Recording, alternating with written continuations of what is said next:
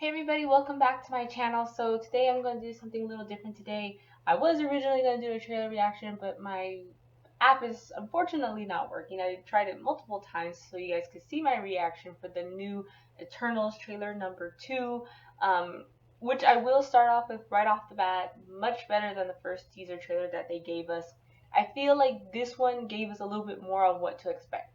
The first teaser was more like a little introduction, like, okay, here's these group of 10 characters who happen to be called the Eternals. That's all you need to know. But this one gives us a little more insight, a little bit more information as to what is their involvement in terms of the Marvel Cinematic Universe. And when it starts off, Selma Hayek's character Ajak, I believe is her name, basically immediately starts talking about the Thanos snap, right? How half of the population was wiped off, and then how 5 years later the population was back. So, that snap caused something catastrophic, I guess you could say, in terms of the whole cosmic universe. And you see this meteor hitting the earth, causing like a huge tidal wave, which, by the way, beautiful special effects and beautiful cinematography as well, which is what Chloe Zhao is known for. So it was very beautiful. And to see that happen, this is basically the threat or the plot of the Eternals. The Eternals are known to having to stop the deviants. And what I liked about this trailer is that they do ask those questions. They say that they only interfere if deviants are involved. But then one of the guys played by Kit Harington's character, asks Gemma Chan's Cersei, why did you guys not get involved with Thanos? Why did you guys not get involved in any other human global conflicts? What's up with that? Why are you guys only just being bystanders, basically? So I like that they addressed that because a lot of fans were wondering about that. If there's so much going on. The Battle of New York, Ragnarok, Hydra organization, you name it, the Ten Rings, the snap from Thanos, and so much more. Why did these Eternals not get involved? And they do ask those questions in this brand new trailer, which is on everybody's minds. And the way the deviants look in this looked really interesting. I like how they were designed. They look like those mythical creatures that come from the water, kind of like kaijus, I guess you could say, but they were a lot smaller, not that big. But still, they had like a little kaiju vibe to it. And then you see Icarus, who's played by Richard Madden's character. He fighting these monsters. You see him in the middle of the trailer and at the end of the trailer shooting like lightning out of his eyes, or laser eyes, better said, fighting against these monsters. And what I liked about it is that it kind of had like a mythology feel to it, where you have these, um, you have these over the top characters, these godlike characters, I guess you could say, fighting off these monsters, right? And since these characters, the Eternals, have been around, as they say, for thousands of years on Earth. There's, been through all different points in time in history, ancient history as well. That's probably where these civilizations got their mythology from. So I'm wondering if that's what they're gonna tie into all this.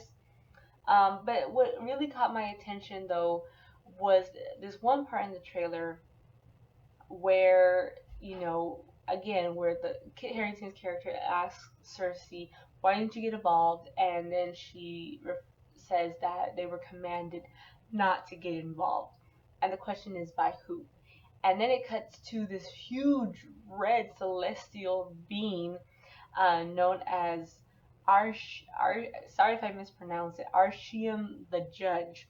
Don't know too much about that character. All I know is that he's this gigantic celestial being. That's all I know. I don't know if he's a threat to the Eternals or if he is helping the Eternals. I don't know. I don't know what his role is, but I have a feeling that he was not the one who commanded the Eternals to to get in, to get involved. I feel like that was kind of like a misdirect in the trailer because I have a feeling that for some reason, the reason why the Eternals are being introduced into the MCU is because it has to do with the multiverse. I really do. Um, because as we noticed with phase 4 and moving forward, the whole topic about it has been the multiverse. The multiverse. It started with WandaVision when Scarlet Witch has realized her full potential and she creates her own reality, her own little bubble, I guess you could say. Now she's like a much powerful super being. We also had, of course, the season finale of Loki. Spoiler alert: if you guys have seen Loki on Disney Plus, you know the ending. Jonathan Majors as King the Conqueror has been introduced. Sylvie has broken the multiverse of madness. It has called the multiversal war. So now we have all these different timelines and alternate realities being put into play here. We know that the upcoming Spider-Man 3 No Way Home is also going to focus on the multiverse. Rumors about Tobey Maguire and Andrew Garfield coming into the movie, which I hope to see them in the movie. We also have the second Doctor Strange movie, which is called the Multiverse of Madness. So I have a feeling that um, the person who commanded the Eternals not to get involved, for some reason, I don't know why, I just get the feeling it was Kang the Conqueror. I may be wrong, this is just me theorizing here, but it's interesting to know that Kang, when he told Loki and Sylvie at the end of the Loki series, he told them he paved the road. He wanted these events to happen to get to this particular point in time. So I wonder if, of course, Kang the Conqueror from the 31st century and whatnot, or 41st century, because he is, of course, from the future, went back in time to meet up with the Eternals, and he probably had a talk with them, telling them not to interfere because blah blah blah, because he wanted these points in time to happen to get to a certain point, to get to maybe a certain nexus point or event, whatever. I just have a feeling Kang the Conqueror and the multiverse, those themes are somehow involved with the trailer, or sorry, with the movie of the Eternals. I just get that feeling. Um, Other than that, guys, I will say this. I feel like I already mentioned before, this trailer was better than the first trailer. It has caught my attention. This is my third anticipated movie for MCU Phase 4 of 2021. My number one anticipated MCU 4 movie of this year is Shang-Chi and the Legend of the Ten Rings. I cannot wait to see that movie. My number 2 is Spider-Man 3 No Way Home. I can't wait to see all 3 Spider-Men in one screen. I hope I do. And then number 3 will be the Eternals. The Eternals, I will say this, do look way much better than Black Widow. Black Widow was at the bottom of the list for me. I had no interest in that movie, and it's such a shame that that movie was just surrounded by negative vibes, especially now due to the lawsuit between Scarlett Johansson and Disney. So yeah, that movie was just at the bottom of the list for me. So Eternals to me looks better than Black Widow. So I have more, let's just say I have higher expectations for Eternals than I did for Black Widow. That's just me. But other than that, guys, again, sorry that I had no reaction. It's just my app was acting crazy, so I couldn't show you guys my reaction. But yeah, I just wanted to share my thoughts with you guys and some theories I may have had.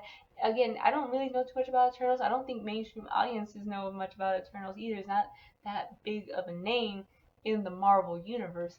So it's gonna be interesting to see what they do, especially since they got Academy Award winning director Chloe Zhao. Let's see what she'll bring to the table. So yeah, other than that, guys, let me know down in the comments below, like and subscribe, and as always, take care, guys. Bye.